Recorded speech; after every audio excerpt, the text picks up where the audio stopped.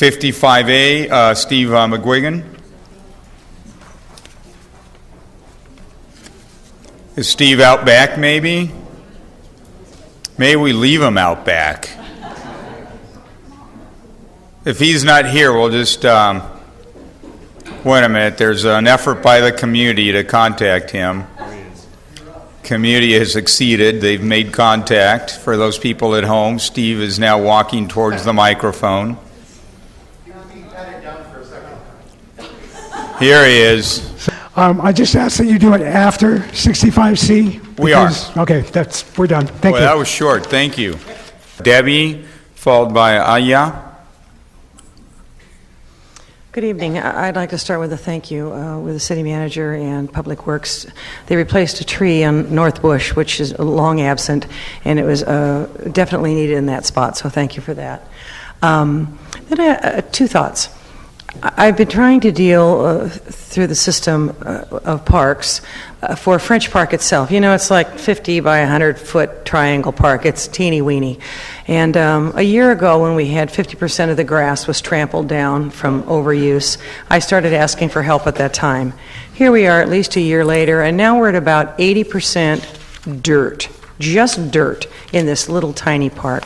I spoke with Ron Ono just a few weeks ago, begging for help. It's grass seed before the rain, some yellow tape. Let's take care of it before we're 100% dirt. So I need some help from somebody in that, because I'm not getting anything from that end. And lastly, this isn't a new thing, but as I was driving through the city, usually I'm just to and from work, same path, rarely do I venture around. But last week, that was a little bit different. I was out on the weekend, and I was sort of all over town. There were so many vendors, illegal vendors, on the sidewalks, on the streets, in the parkways. Everything from kiddie chairs to cut-up fruit to flowers, all unlicensed, unregulated, untaxed.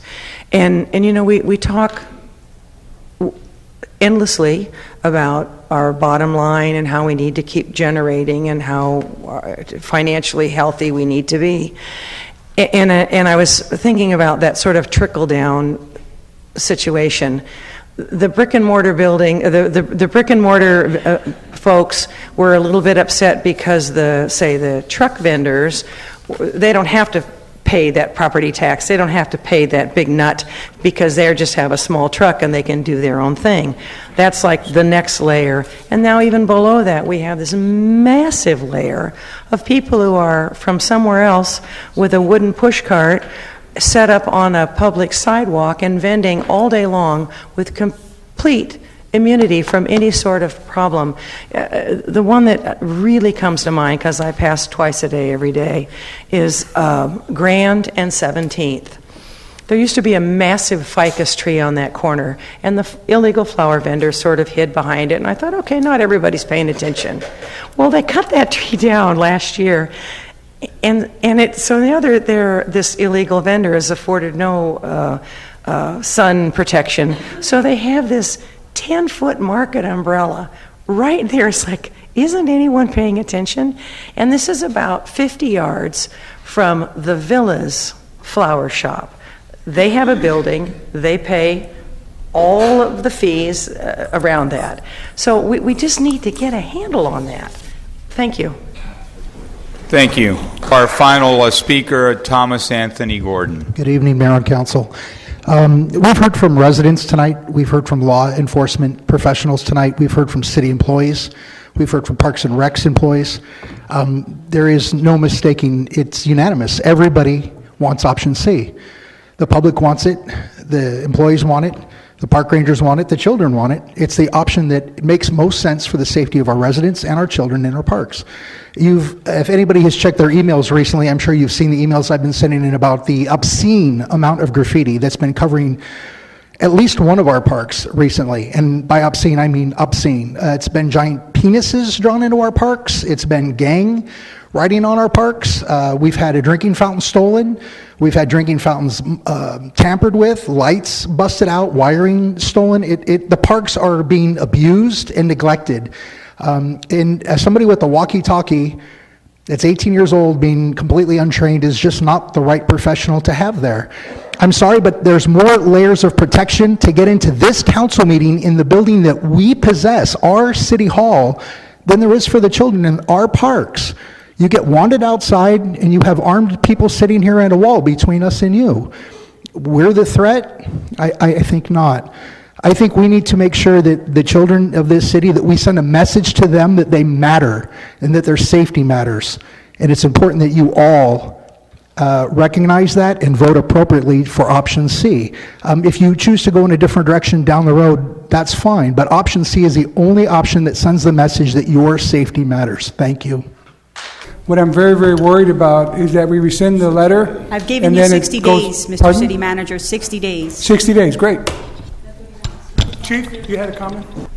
Question. Mayor, I just have a quick question. They've been on the job still to this day, and why are you just raising this question now, Chief Rojas?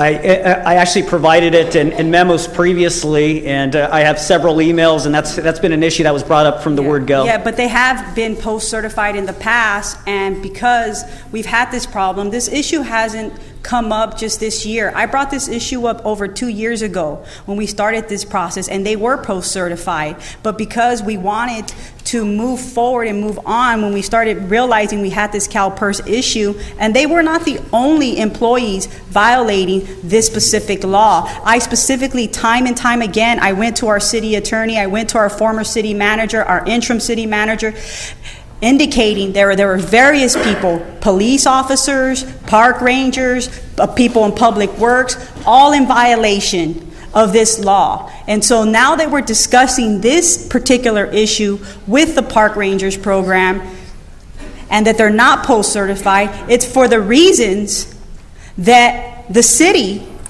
wanted to get rid of them without the city council and the community really having input. That's why we're here today. But they're currently still our park rangers. And so if that's going to be a problem, Chief Rojas, then I'm going to make an amendment that they stay where they currently are at until we do this transition period and hire these folks, and then we move forward, and then they go to your police department. Then they'll have the certification. Thank you. I second that. Final quick I comment, just want to say please. one quick thing. I don't know if I want that job of trying to figure out who I'm going to give money to, because I can see people pulling me in all directions and, just why are you giving money to this neighborhood association and why aren't you giving money to this neighborhood association? I think we need to be really cautious with that. Well, and when we get elected, we have to make tough Mayor, decisions. just very But quickly. I guess happy Valentine's Day. I'm not married, I'm not with anyone, but I do, believe that Valentine's Day is not about just celebrating Valentine's Day with your significant other or your wife, but I really believe that love, goes beyond, just wanting to just share it with one individual that you have a relationship with. Love is universal, and I think that we all should always express love with everyone. We are all human, and I think that's what connects us is love. And so with that being said, have a great Valentine's Day.